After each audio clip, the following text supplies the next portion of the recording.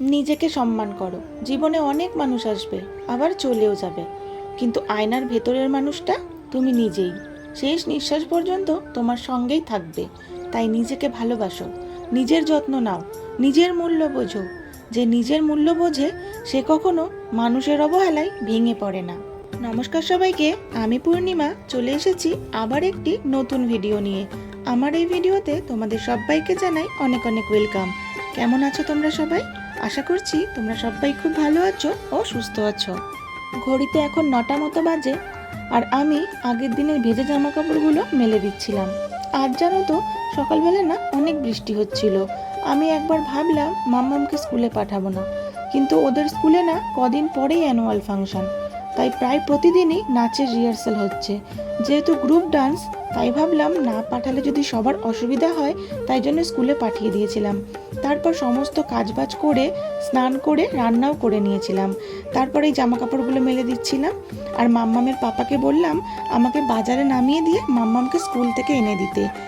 জানো তো, আজকে যেহেতু বৃষ্টি হয়েছে, তাই জন্য ওদের স্কুল তাড়াতাড়ি ছুটি দিয়ে দেবে বলেছে।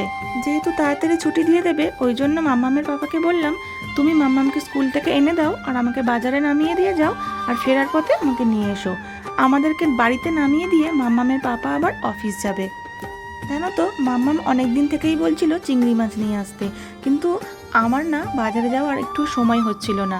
আজ যেহেতু সময় পেয়েছি, তাই জন্য বাজারে গিয়েই আমি আগে চিংড়ি মাছ নিয়ে নিয়েছিলাম।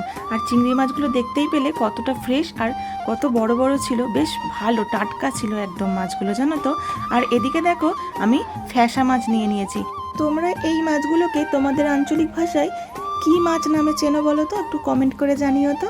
এই ফ্যাসা মাছে না প্রচুর কাটা, জানো তো। বিয়ের আগে মাঝে মাঝেই বাড়িতে এই ফ্যাসা মাছ রান্না হতো, আর ফ্যাসা মাছ খেতে আমার ভীষণ ভালো লাগে। যতই কাটা হোক না কেন, মাছটা কিন্তু খেতে খুব টেস্ট। আর এদিকে দেখো, চিংড়ি মাছগুলো আমি বেছে নিচ্ছি। আর আমার মাম্মাম জানো চিংড়ি মাছ খেতে ভীষণ ভালোবাসে, আর আমিও চিংড়ি মাছ খেতে ভীষণ ভালোবাসি। মানে হচ্ছে আমার মাম্মাম আর আমি মাছ খেতে ভীষণ পছন্দ করি। আর এদিকে মাম্মামের পাপা মাছ খেতে একদম পছন্দ করে না, চিংড়ি মাছ খেতে তো একদমই পছন্দ করে না। আর শুধু মাছের মধ্যে খায় রুই আর ভোলা, এই দুটো মাছই খায় মাম্মামের পাপা, তাও হচ্ছে সপ্তাহে একদিন খায়, তার বেশি একদিনও মাছ খায় না।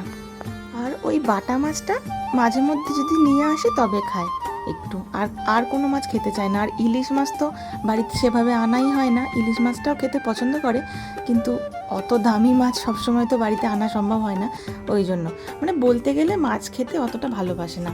যাকে যাক, ছাড়ো এইসব কথা। এদিকে আমি মাছগুলো পরিষ্কার করে নিচ্ছিলাম, আর ওদিকে মাম্মাম এসে বলছে বিড়ালগুলোকে মাছ দিতে, মানে গোটা গোটা মাছ দিতে বলছে। আমি বলছি বিড়ালকে এখন গোটা গোটা মাছ দেবো না, ওই কটাই তো চিংড়ি মাছ হয়েছে, এখন যদি গোটা গোটা মাছ বিড়ালকে দিয়ে দিই তাহলে কী হবে বলো। তাই জন্য ওই চিংড়ি মাছের মাথা আর খোসাগুলো দিচ্ছিল, ওগুলো খাচ্ছিল, আর আমিও দিচ্ছিলাম, আমি বাচ্ছিলাম আর বিড়ালকে দিচ্ছিলাম, বিড়াল বসে বসে খাচ্ছিল। এদিকে দেখো, মাছ দিয়ে আবার ঘরে চলে গেছে আঁকার খাতা আনতে। ও যেটা এঁকেছে সেটা আমাকে এখন দেখতে হবে।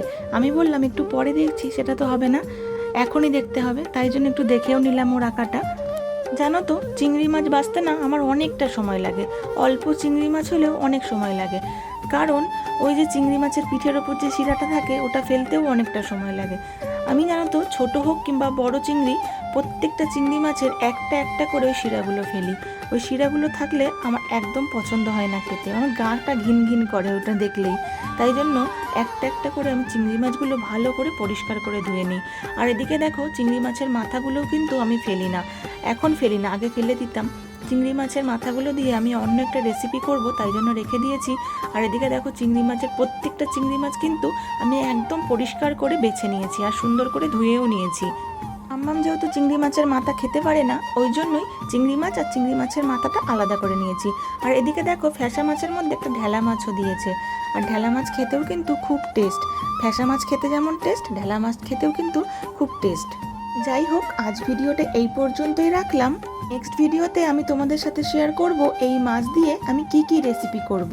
আর এই ভিডিওটা তোমাদের কেমন লাগলো সেটা কিন্তু অবশ্যই কমেন্ট করে জানিও। আর তোমরা কে কোথা থেকে আমার ভিডিওটা দেখছো সেটাও কমেন্ট করে জানিও, তাহলে তোমাদেরকে ধন্যবাদ জানাতে আমার অনেক সুবিধা হবে। তাহলে চলো আজ আসি, আবার দেখা হবে নেক্সট ভিডিওতে। ততক্ষণের জন্য তোমরা খুব ভালো থেকো আর সুস্থ থেকো, আর আমাদেরকে এইভাবেই অনেক অনেক অনেক অনেক ভালোবাসা দিতে থাকো। তাহলে চলো টাটা, বাই বাই, আবার দেখা হবে নেক্সট ভিডিওতে।